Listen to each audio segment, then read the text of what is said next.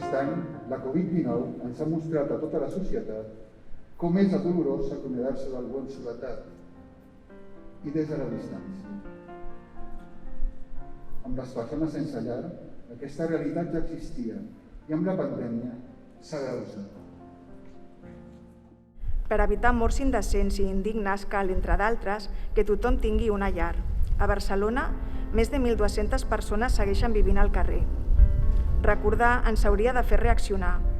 Impulsar polítiques d'habitatge des de totes les administracions. Anar més enllà de les solucions d'emergència i canviar la mirada des de la ciutadania perquè no ens tornem a trobar més sabates soles.